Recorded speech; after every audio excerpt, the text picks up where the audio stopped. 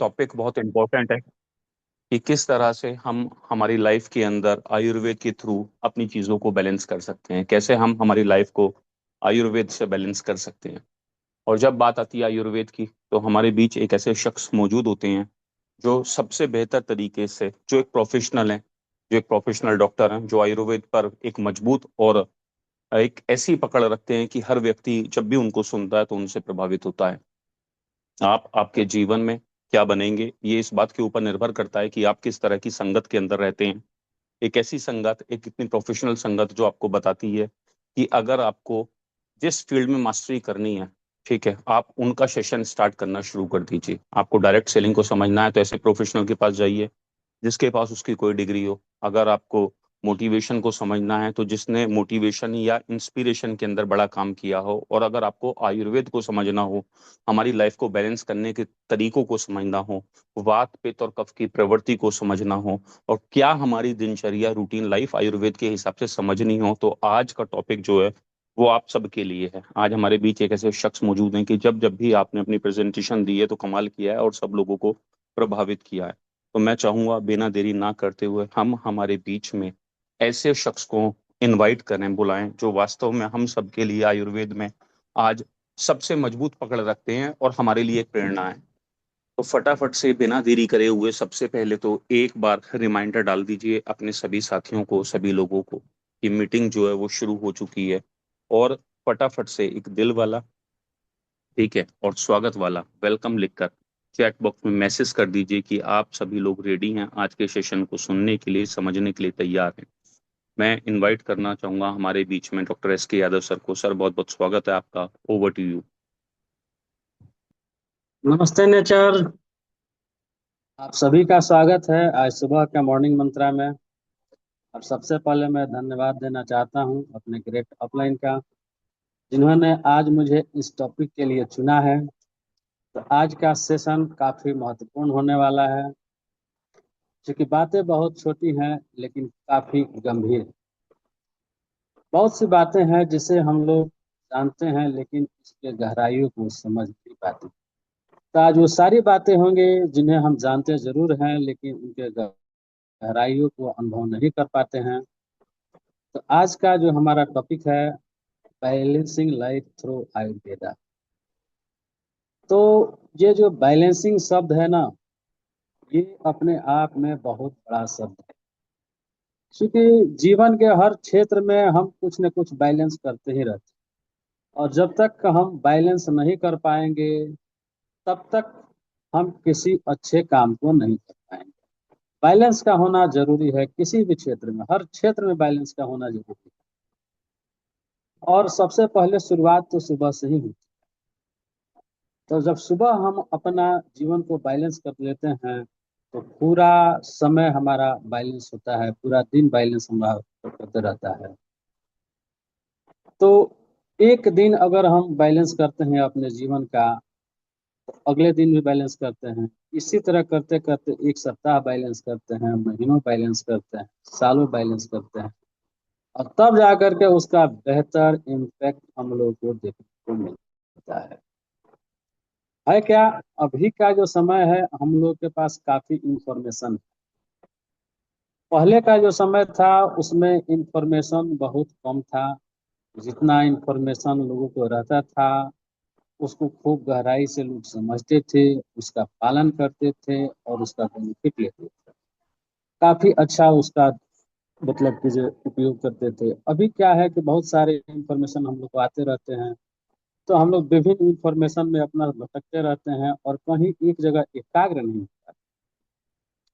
तो आज का जो टॉपिक है उसमें एकाग्र होकर समझने की जरूरत है और रिलेट होने की जरूरत है कि हम अपने आप को रिलेट कर पाते हैं कि नहीं। जितना अपने आप को रिलेट कर पाएंगे उतना अधिक से अधिक लाभ ले पाएंगे।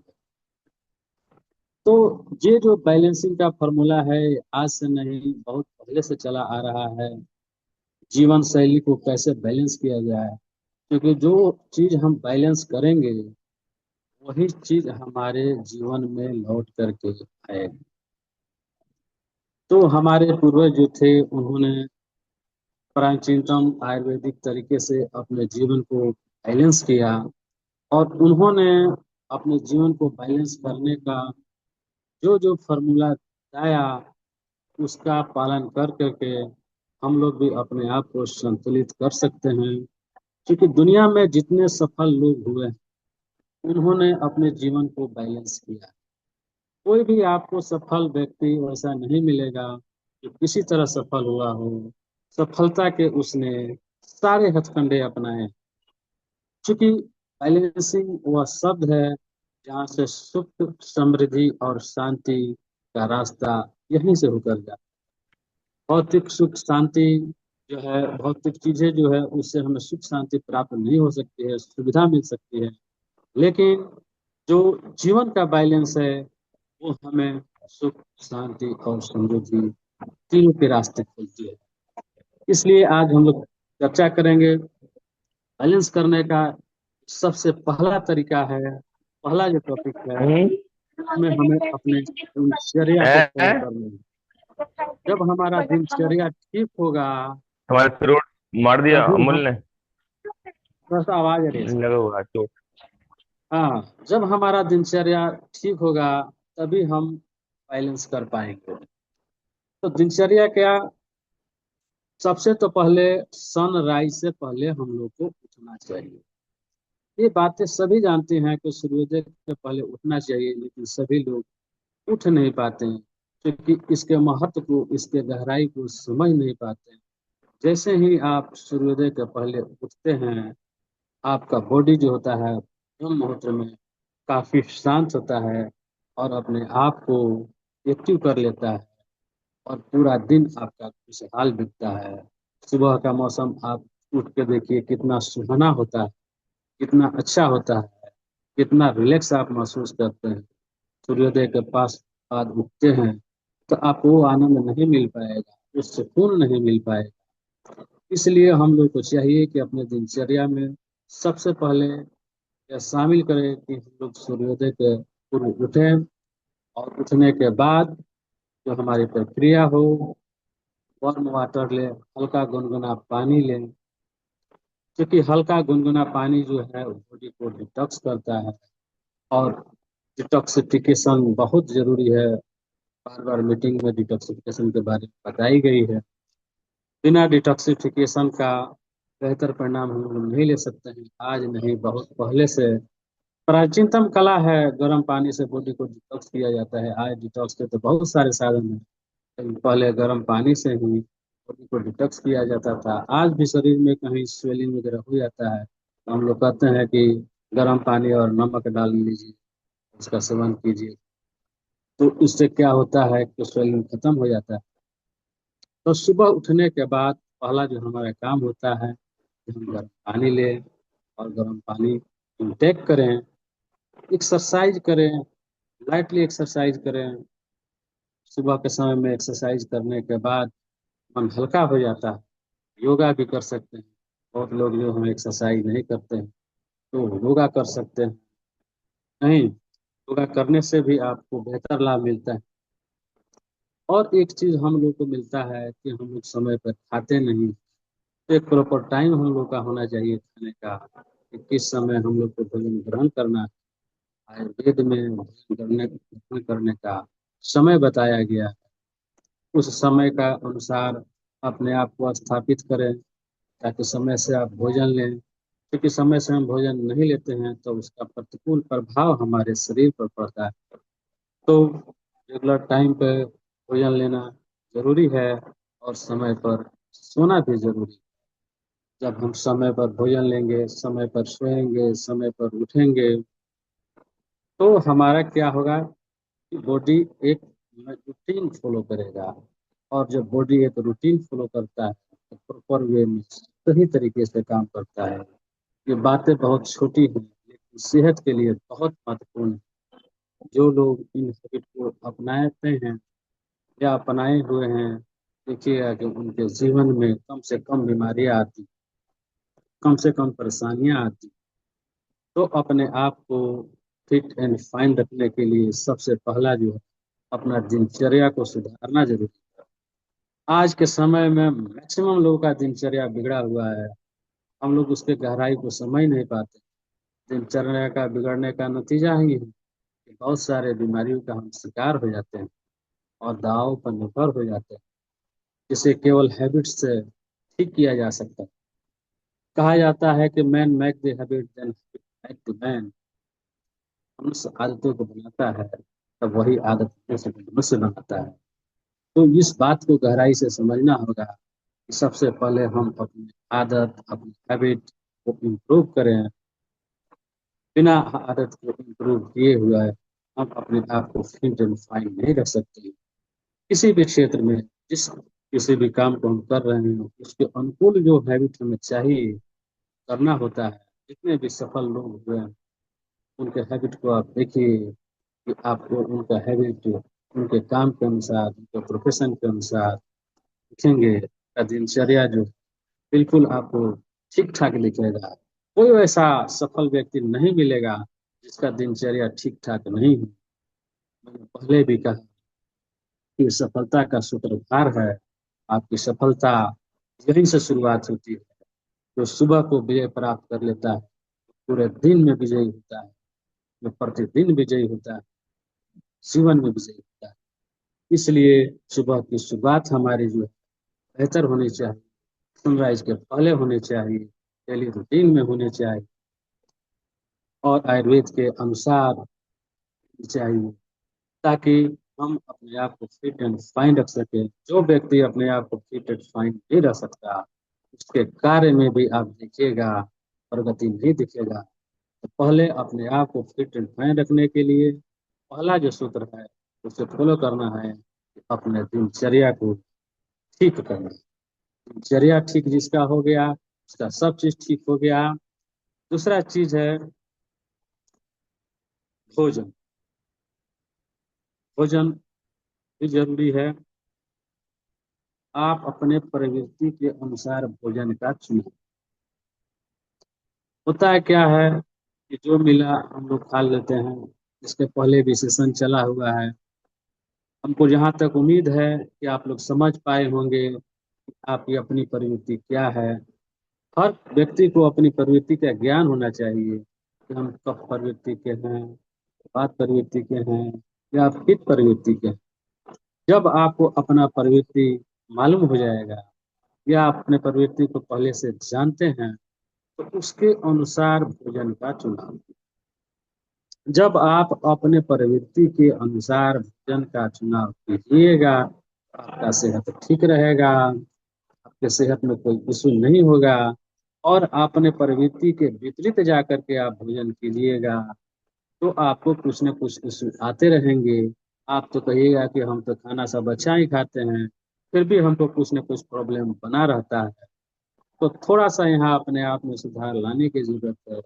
आप अगर कप प्रवृत्ति के हैं तो ठंडा खाने से बचे, शीत प्रवृत्ति के हैं तो गर्म खाने से बचे, वात प्रवृत्ति के हैं तो हल्का तेल ग्रहण करें। इन सब चीजों को ध्यान रखते हुए अपने भोजन का चुनाव करें, भोजन का पालन करें। इससे क्या होगा कि आपका सकारात्मक प्रभाव पड़ेगा शरीर पर। आपका चेहरा दिखना चाहिए वैसा कि आप एक मतलब बेहतर इंसान हैं, चेहरे पर शाइनिंग होनी चाहिए। बहुत सारे लोग हेल्थ में आते हैं, काम तो करते हैं, लेकिन देखने से नहीं लगता कि वेलनेस इंडस्ट्री के पार्ट हैं। तो हमारा चेहरा, हमारा बनावट बताता है कितने गहराई से उसका पालन करते हैं। जब हम खुद पालन नहीं करेंगे, जब खुद हमारे शरीर पे उसका इम्पैक्ट नहीं दिखेगा, तो हम अपने काम को बेहतर ढंग से नहीं कर पाएंगे। तो दूसरा हमारा पॉइंट रहा भोजन से संबंधित। उसको भी हमें सही ढंग से अपना प्रकृति के अनुसार चुनाव करना है और वही चीजें खानी है। कौन चीज रात को खानी है, कौन चीज दिन को खानी है, ये सब सारी चीजों का ज्ञान होना चाहिए। इसके पहले भी ये सारे सेशन चलाए जा चुके हैं। जो लोग सेशन नहीं सुने हैं, वो एक बार जा करके यूट्यूब से या आयुर्वेद की किताब से जानकारी ले सकते हैं। बहुत सारे आज साधन हैं अपने प्रकृति को पहचान करके अपने डाइट को समझने का। उसके बाद आता है अपने डाइजेशन को फिट एंड फाइन। देखिए, जिसका डाइजेशन ठीक है, जिसका पाचन तंत्र ठीक है, वही व्यक्ति स्वस्थ रहता है। बीमारी की शुरुआत डाइजेशन बिगड़ने से। जितने लोग अस्वस्थ हैं, जा करके देखिए उनका डाइजेशन बिगड़ा है। इसको कोई नहीं रोक सकता।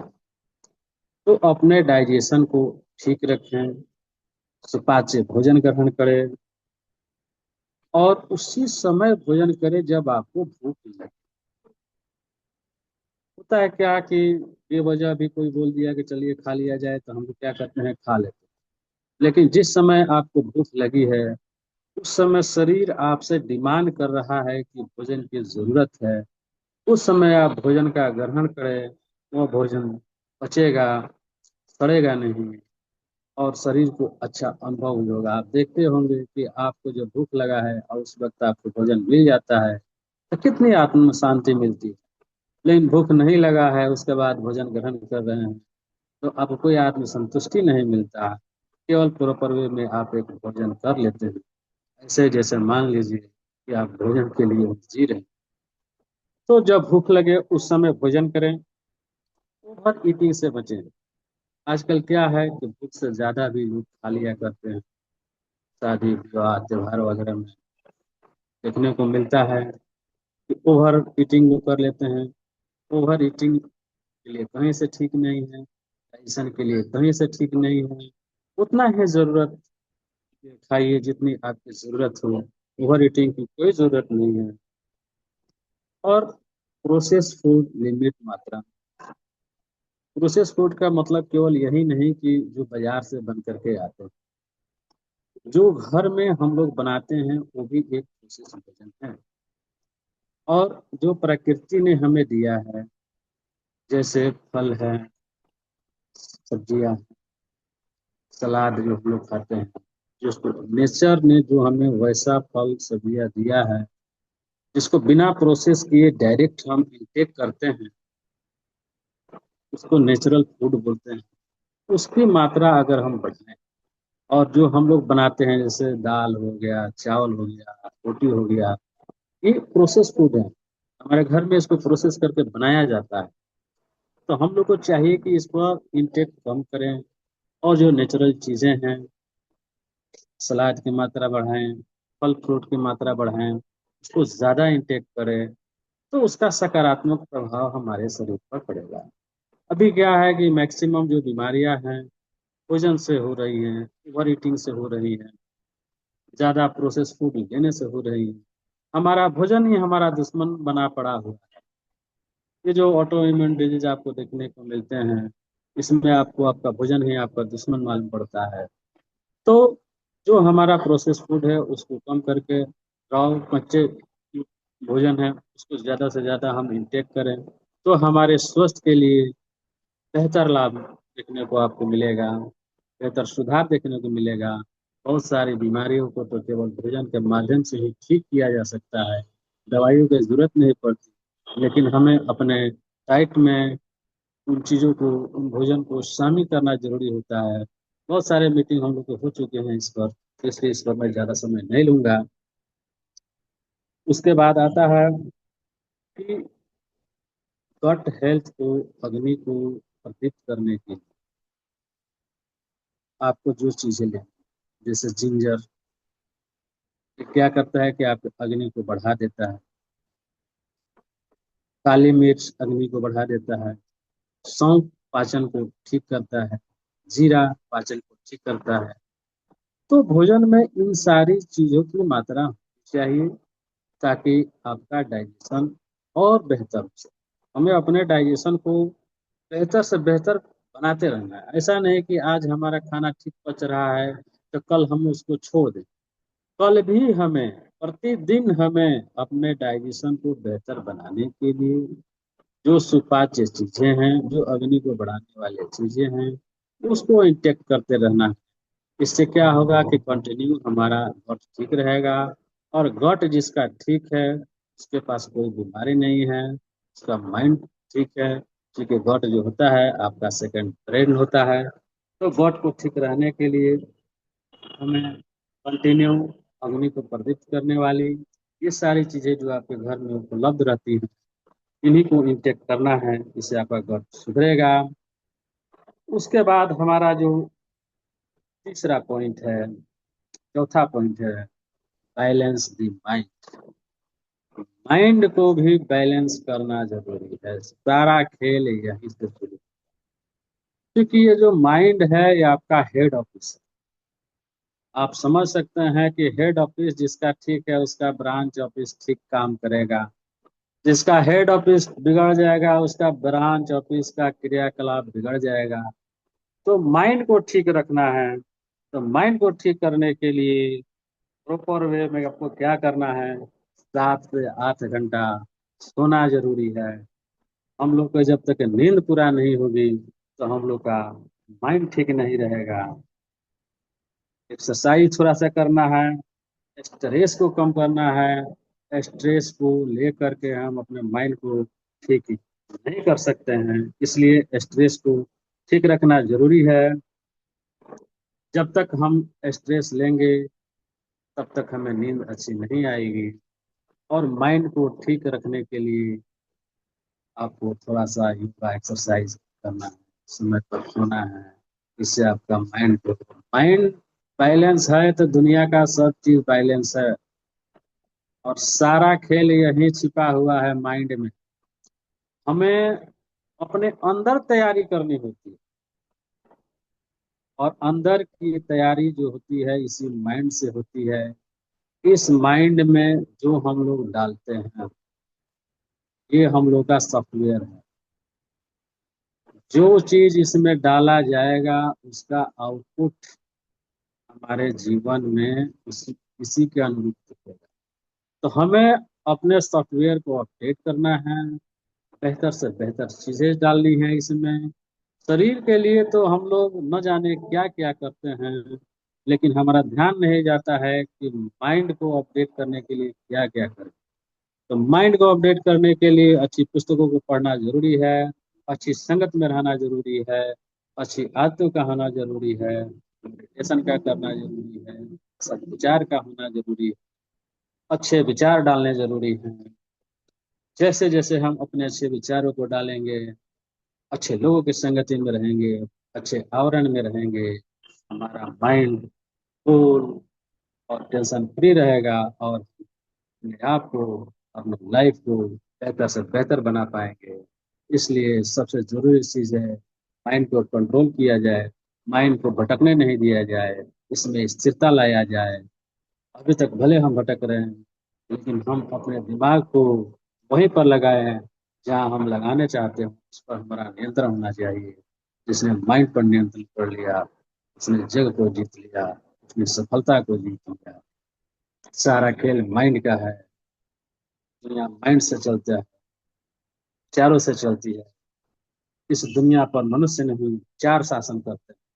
तो आपका माइंड जितना स्ट्रांग होगा, माइंड जितना पावरफुल होगा, आपके विचार उतने स्ट्रांग होंगे, और जितने विचार स्ट्रांग उतना ही बेनिफिट आपके जीवन में देखने को मिलेगा। इसलिए माइंड को बैलेंस करना एक बहुत प्रमुख काम है। इसको हम हैबिट में लाना चाहिए। इसको हम कैसे बैलेंस करें, उसके बाद आता है हम लोग का अगला पॉइंट है practice seasonal food. Seasonal food हम लोग को लेना चाहिए सीजन के हिसाब से। अभी मान लीजिए गर्मी का मौसम चल रहा है तो गर्मी के अनुसार हम लोग ठंडी चीजें लेते हैं, जूस वगैरह लेते हैं। ठंडी का मौसम आएगा तो हम लोग गर्म चीजें लेते हैं।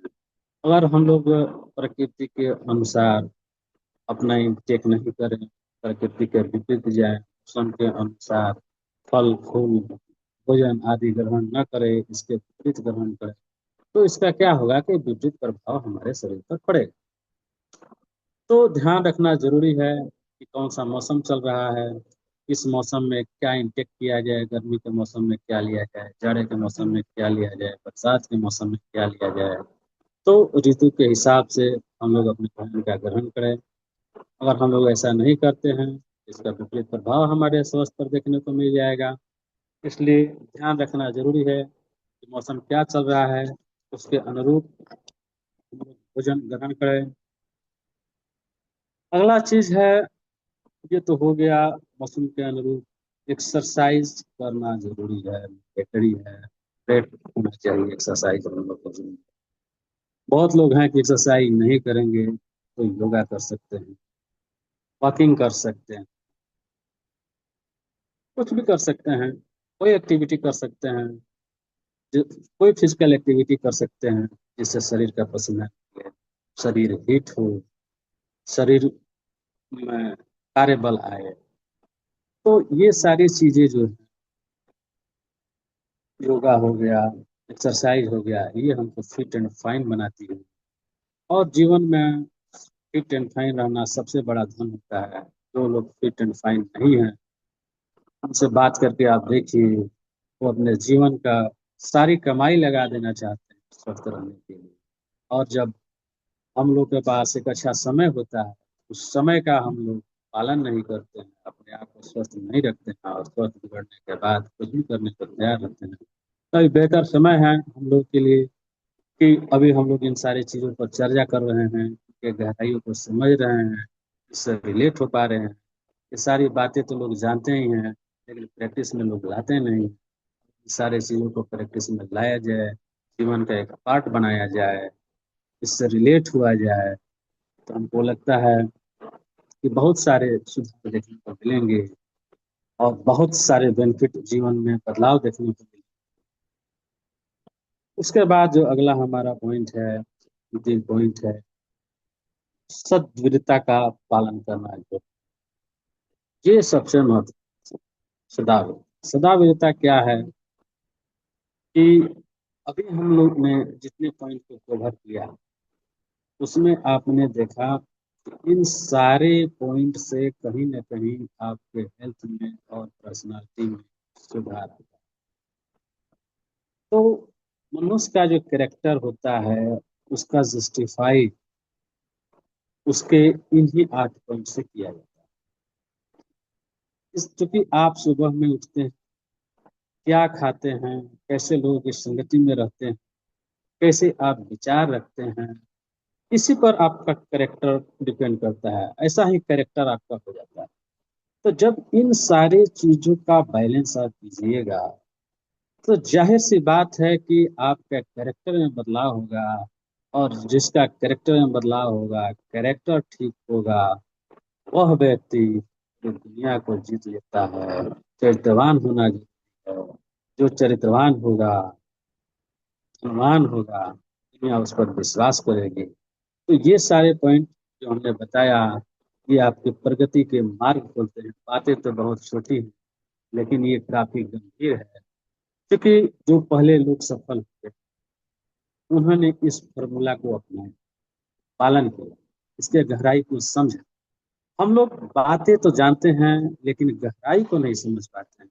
आज का जो सेशन है, मैं चाहूंगा कि आप इसके गहराई को समझिए, इसके बदलाव को समझिए, इसके जीवन में उतारने की कला को हम लोग समझें। जैसे ही हमें इसको अपने जीवन में उतार लेंगे, तो न जाने क्या क्या बदलाव आपको देखने को मिले, आप कल्पना नहीं कर सकते हैं। क्योंकि बातें छोटी, लेकिन काफी गंभीर है। दयालुता का भाव हमको दिखना चाहिए। बहुत लोग हैं, उनको देखने से लगता नहीं कि उनका स्वभाव जो है अच्छा है। तो आपके वाणी में सच्चाई दिखनी चाहिए, स्वभाव में दयालुता का भाव देखना चाहिए, आभार का भाव दिखना चाहिए। किसी के प्रति कोई अगर अच्छा काम करता है, हेल्प करता है, तो आभार व्यक्त करना जरूरी होता है। ये सब जीवन शैली में होने चाहिए। बड़ों का सम्मान करना है। आजकल ये सब चीज देखने को मिल रहे हैं। आज के जनरेशन इन सब चीजों को नहीं देते हैं। तो इनसे करेक्टर का निर्माण होता है, पहले ही बता चुका हूँ। अहिंसा का पालन करना चाहिए। अपने आप को स्वस्थ प्रसन्न रखना चाहिए। जो व्यक्ति अपने आप को प्रसन्न नहीं कर पाता, वो अपने परिवार को प्रसन्न नहीं कर पाता, वो अपने समाज को प्रसन्न नहीं कर पाता, वो अपने ऑर्गेनाइजेशन को प्रसन्न नहीं कर पाता। तो प्रसन्नता की शुरुआत तो हमारे अपने आप से होती है। जब हम नहीं प्रसन्न, तो हमारा समाज, हमारा ऑर्गेनाइजेशन कैसे खुश रहेगा? उस व्यक्ति, एक व्यक्ति पर निर्भर करता है, वो कितनी अच्छे हैबिट डाले, और उस हैबिट का प्रभाव उसके समाज पर, उसके ऑर्गेनाइजेशन पर पड़े।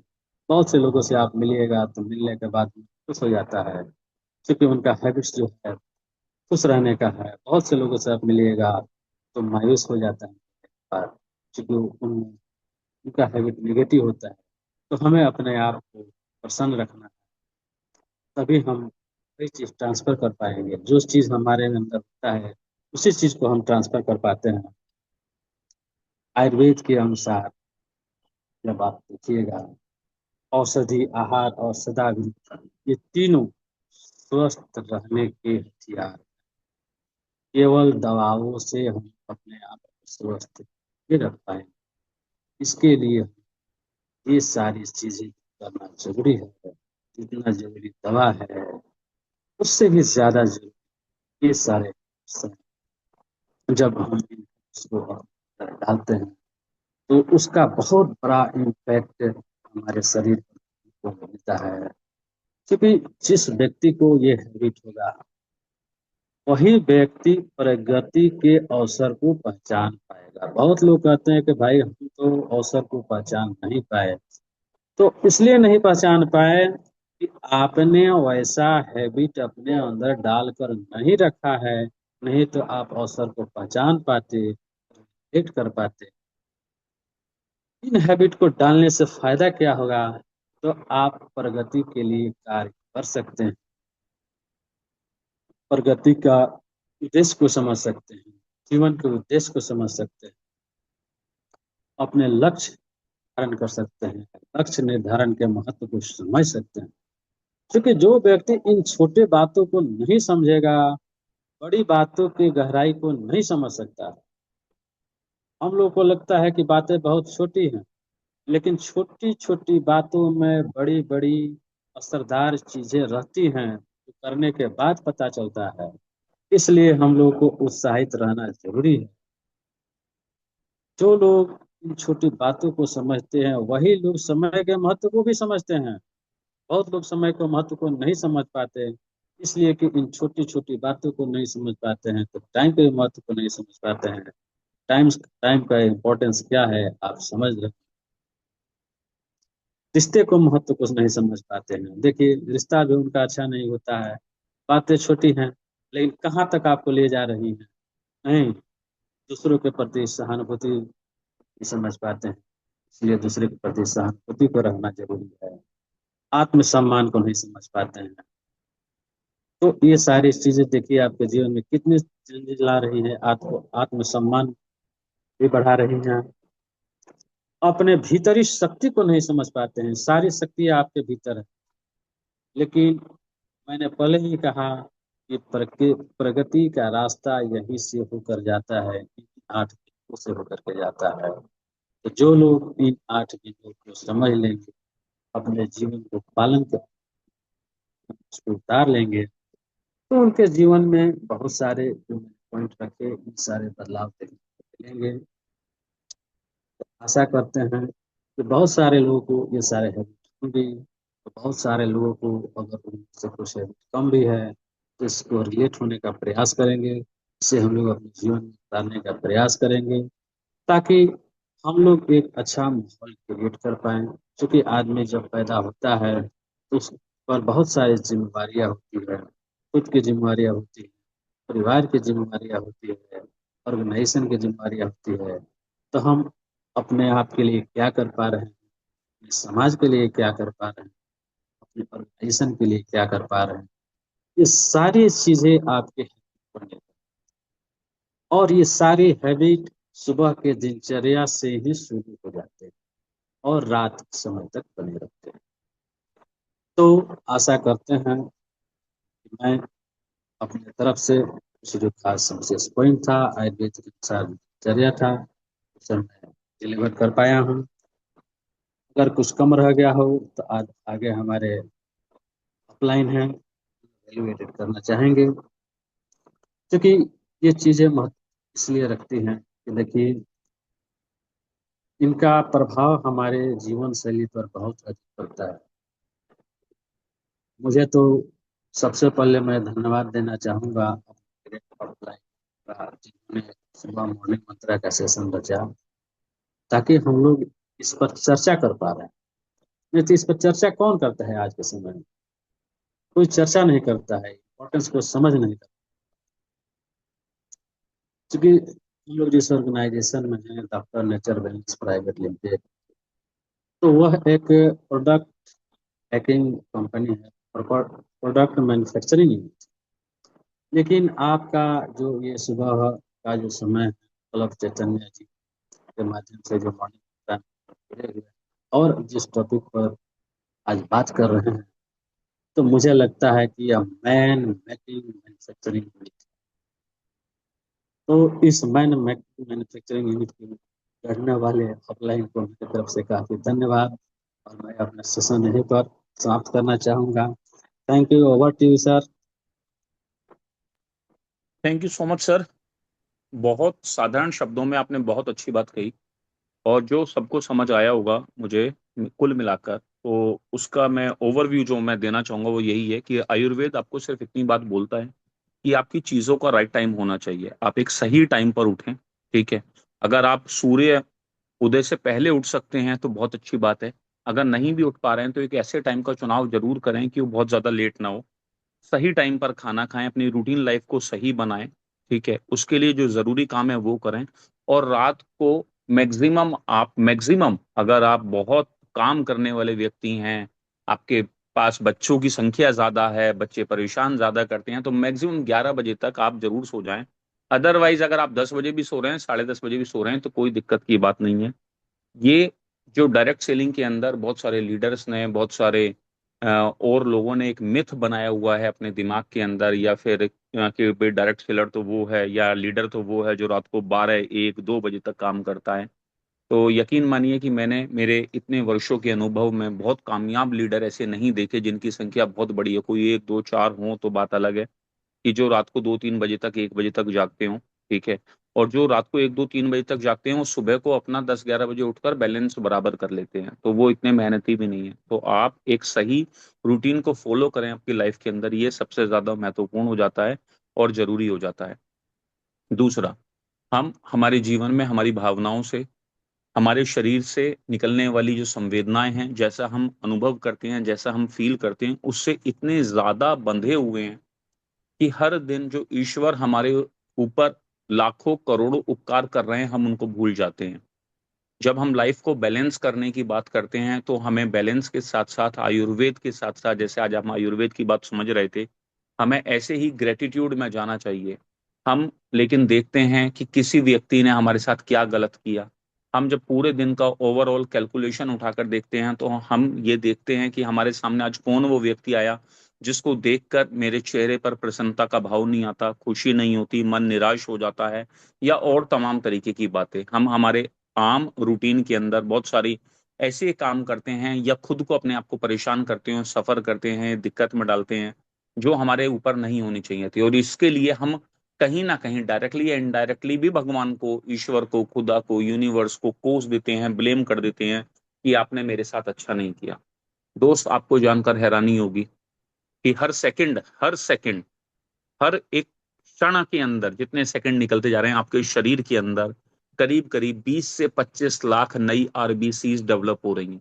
और ये एक प्रोसेस है ईश्वर के द्वारा, यूनिवर्स के द्वारा, खुदा के द्वारा बनाए गए उस प्रोसेस का, कि अगर ये आरबीसीज हर एक सेकंड में जो 20 से 25 लाख रेड ब्लड सेल्स आपके अंदर बनती हैं, हर एक सेकंड के अंदर, हर एक दिन के अंदर जो आपके शरीर के अंदर 172 से लेकर 210 बिलियन ब्लड सेल्स बनती हैं, अगर ये 4 दिन ना बने ना आपके शरीर में, 4 दिन आपके शरीर का अंत हो जाएगा।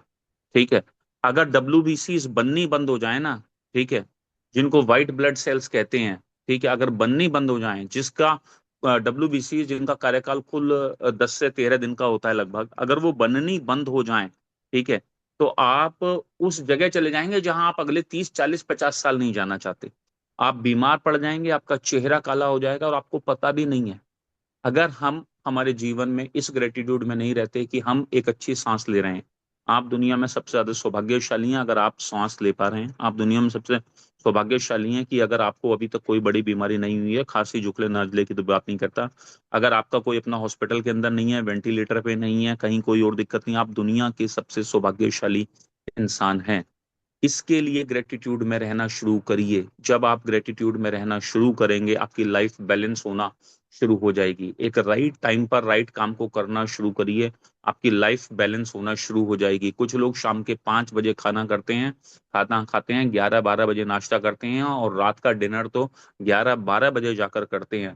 ठीक है, और पूरी बॉडी का ओवरऑल जो ईश्वर ने, जो खुदा ने, जो यूनिवर्स ने दुनिया की सबसे प्यारी चीज आपको आपका शरीर दिया था, उसका नाश जब तक नहीं मार लेते, उसका कबाड़ जब तक नहीं कर देते, तब तक मानते नहीं है, थकते नहीं है, रुकते नहीं है। तो हम हमारी लाइफ में किन चीजों के लिए ग्रेटिट्यूड में रहते हैं, हमारी लाइफ का सर्काडियन क्या रखते हैं, किस तरह से अपनी जिंदगी को आगे लेकर चलते हैं।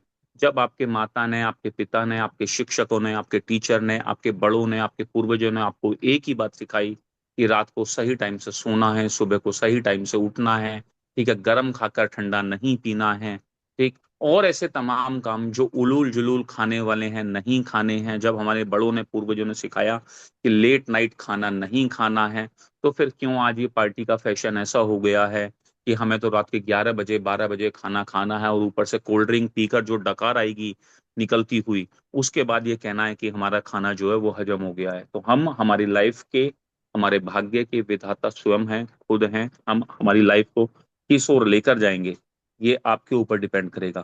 कल एक बहुत इंपॉर्टेंट सेशन होगा, role of nutrition for children, ठीक है, या importance of nutrition for children. आपके घर में जो बच्चे हैं, आपके परिवार में जो बच्चे हैं, उनको कितनी जरूरत है न्यूट्रिशन की। कल ममता चौहान मैम का सुबह सेशन होगा, ज्यादा से ज्यादा संख्या में उनको बुलाइए। और हमारे बीच बार बार रेज हैंड हो रहा था ममता चौहान मैम का, मैं ममता मैम को इनवाइट करना चाहूंगा, वो शायद कुछ पूछना चाहती हैं या कहना चाहती हैं। ठीक है Mamata ma'am, most welcome, over to you. आप क्या पूछना चाहती हैं, क्या क्वेश्चन है आपका? नमस्ते नेचर सभी को। नमस्ते नेचर। और सर सेशन बहुत अच्छा था सर का। और जो मेरा क्वेश्चन था सर वो आपने क्लियर कर दिया था, इसलिए मैंने अपना हैंड डाउन कर लिया था। क्योंकि मैं यही पूछना चाहती थी कि बहुत सारे लोग ऐसे होते हैं जो मुझसे टकराते हैं, जिनका काम की वजह से या ऑफिस की वजह से उनका रात को सोना टाइम से नहीं हो पाता है ना। तो सूर्योदय से पहले जगना पॉसिबल नहीं होता, क्योंकि नींद भी जरूरी है। तो उसका आंसर आपने दे दिया था कि अगर आप सूर्य से उदय से पहले नहीं जग रहे हैं तो फिर भी आपको एक टाइम सेट करना चाहिए जो कि बहुत ज्यादा लेट ना हो, है ना। तो इसलिए फिर मैंने हैंड डाउन कर लिया था। ठीक है, ठीक है। तो हमें हमें सिर्फ हमारे बीच में एक चीज ये देखनी है कि जो हमारे सेशन की क्वालिटी हर दिन डिलीवर हो रही है, जो हर दिन हम बेहतर से बेहतर कर रहे हैं, उसको हम और कितना ज्यादा इंप्रूव कर पाएंगे। आपने पिछले जो 4 दिन में एक से कमाल के सेशन सुने, समझे, उसमें जो क्वालिटी आपको डिलीवर हो रही है वो कितनी कमाल की है, बेहद कमाल की है। अभी मैं कल की होस्टिंग और करूंगा, सिर्फ कल कल के लिए। उसके बाद 3 लोग आपस में डिसाइड कर लें, डॉक्टर अजमा मैम, श्रीकांत जी और अमित चौधरी जी, की अगले 7 दिन के लिए होस्ट कौन रहने वाला है। फिर उसके बाद अगले 7 दिन के लिए होस्ट कोई और रहेगा, और फिर अगले 7-8 दिन के लिए होस्ट कोई और रहेगा। मैं कल सुबह की होस्टिंग सिर्फ करूंगा आप लोगों के बीच में। आप तीनों डिसाइड करके खुद ही ग्रुप में डाल दीजिएगा, मुझे मैसेज कर दीजिएगा कि अगले 7-8 दिन की होस्टिंग आप करने जा रहे हैं। मैं किसी को असाइन नहीं करूंगा, आपकी रिस्पॉन्सिबिलिटी है। मेरे सहयोगी हैं, आप पे आउट की तरफ बढ़ रहे हैं। और एक चीज देखिए, हमारे बहुत सारे लोग डॉक्टर नेचर में हो सकता है कि 3 लाख, 5 लाख, 8 लाख रुपए कमा रहे हो। कभी आप उनको देखिए, एक व्यक्ति सिर्फ पैसे कमाने पर फोकस करता है, एक व्यक्ति पैसे के साथ अपनी लाइफ को इम्प्रूव करने पर, अपने वेट को मैनेज करने पर, और इन सारी चीजों पर, अपनी क्वालिटी, जो लाइफ की क्वालिटी है उसको इम्प्रूव करने के ऊपर काम करता है। अभी हो सकता है मेरा पे आउट 95-97 हजार रहा, श्रीकांत जी का भी लगभग इतना रहा, या क्या बोलते हैं हमारे अमित चौधरी जी का पे आउट भी इस बार बहुत अच्छा रहा हो, तो हमने ये पे आउट हासिल किया हो और इसके बदले में 1 आध किलो वेट, एग्जैक्ट तो सबका पता नहीं है, गेन कर लिया हो।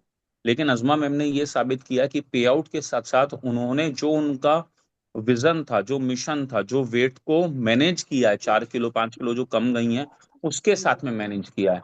तो हम हमारी लाइफ में जो पैसा कमाते हैं, देखिए पैसा तो अनंत अंबानी के पास बहुत है, आपने जानते होंगे, एक नाम है अनंत अंबानी, बहुत बढ़िया व्यक्ति हैं शरीर से, लेकिन अगर आप देखेंगे तो उनको और हाथी को बराबर में खड़ा कर दो आदत के, जैसा मैं उनको देखता हूँ, जो मैंने ऑब्जर्व किया है, दुनिया के सबसे रईस लोगों में से एक हैं, रईस परिवारों में से एक हैं, लेकिन खुद का शरीर जो है, ठीक है, वो साथ नहीं दे पा रहा है। जब उनकी शादी हुई कुछ टाइम पहले, तो जिस लड़की से, शायद रश्मि का नाम है या एग्जैक्ट नाम तो नहीं पता भी क्या है, जब शादी हुई तो ये सोच रहे थे सब कि इस लड़की ने, इतनी खूबसूरत लड़की ने, जो मॉडल है, इतनी खूबसूरत है, हर मतलब जुबान पे एक नाम था, तो उनके ऊपर मीम्स बन गए, जोक बन गए कि पैसा जो है वो सब कुछ करवा सकता है। इट मीन्स कि आप ये, और हम कहते भी हैं कि पैसा सब कुछ करवा सकता है, लेकिन उतने पैसा होने के बाद भी वो कुंटलों से, अपना कुंटलों में वजन करने के बाद भी आज भी बहुत भारी हैं। ठीक, तो हम तो बहुत खुशकिस्मत हैं, आप बहुत खुशकिस्मत हैं कि अगर आपको शरीर भगवान ने इतना बड़ा, इतना हैवी और इतना दयनीय शरीर नहीं दिया है। ठीक है, दैत्य शरीर नहीं दिया है, बहुत बड़ा शरीर नहीं दिया है।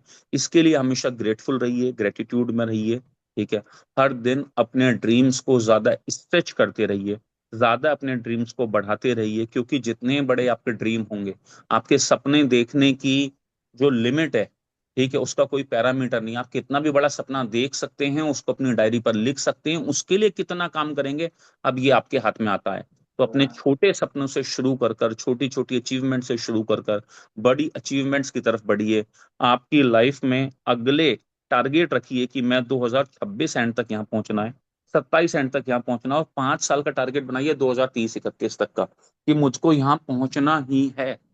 कोई बात नहीं कि अगर आज में आप में से किसी की उम्र 35 हो गई है, किसी की उम्र 40 हो गई है, किसी की उम्र 50 हो गई है, क्योंकि अगर आपके पास पैसा आया, अगर आप अच्छी संगत में रहे, तो आप 60 साल की उम्र में भी यंग लग रहे होंगे। आज मिलिंद सोमन जो हैं वो 55-60 साल की, 60 साल एज है, वो यंग लगते हैं।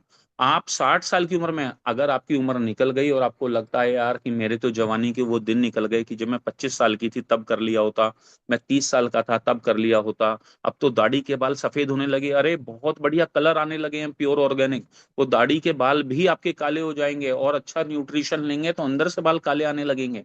आप लेकिन ये फोकस करिए कि आपके अगले 4-5 सालों का ड्रीम क्या है, आपका लक्ष्य क्या है। अगर आपने उस लक्ष्य प्राप्ति के लिए रात दिन काम किया, अपने ड्रीम को स्ट्रेच किया, अपने बच्चों के लिए अच्छे सपने देखने शुरू करे, साल के 2 टूर करने शुरू करे अपनी फैमिली के साथ में, और छोटी छोटी चीजों को इम्प्रूवमेंट करना शुरू करा। बहुत देर से सतीश सर बार बार एक बात कह रहे थे कि सिर्फ आपको आपके रूटीन को अच्छी तरह से फॉलो करना है।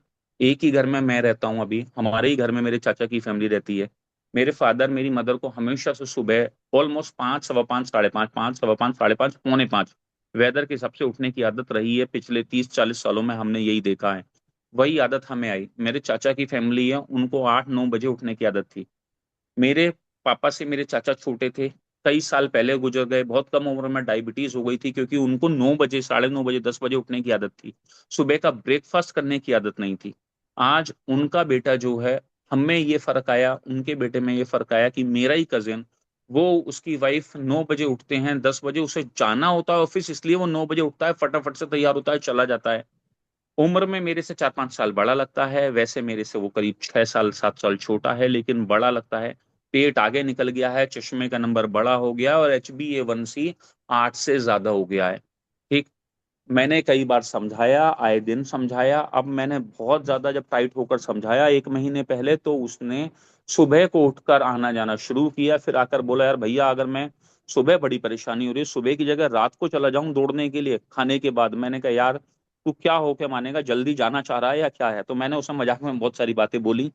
हम हमारी लाइफ में सिर्फ छोटी छोटी चीजों से बड़े इंप्रूवमेंट कर लेंगे, इस बात को आप गांठ मान लीजिए। कल सुबह फिर मिलेंगे एक जबरदस्त मॉर्निंग मंत्रा सेशन के अंदर, और 3 मेरे सहयोगी, अमित चौधरी जी, डॉक्टर अजमा जी और श्रीकांत जी, आपस में डिसाइड कर लीजिए कि आप कब कब इस महीने की होस्टिंग करना चाह रहे हैं। मैंने अपना काम पूरी जिम्मेदारी से निभाया। आगे का महीना 7 तारीख से जो शुरू होता है, वो आप तीनों के हवाले है, तो आप उसमें आपस में डिसाइड करके बेहतर से बेहतर कर लीजिए। किसी को कोई इमरजेंसी आती है, कहीं कोई परेशानी आती है, सरकमस्टांसेस ऐसे बनते हैं, तो मैं हमेशा आप लोगों की सेवा के लिए उपलब्ध हूँ। धन्यवाद। कल सुबह फिर मिलेंगे एक जबरदस्त सेशन के अंदर। और आज सतीश सर का सेशन अच्छा लगा हो, तो एक बार तो जरूर वहां लिख दीजिए कि thank you so much Satish sir, क्योंकि कमाल का सेशन था, साधारण शब्दों में था और बेहद जरूरी था। ग्रुप पर फटाफट से टाइप कर दीजिए, लिख दीजिए। नमस्ते nature, thank you so much everyone.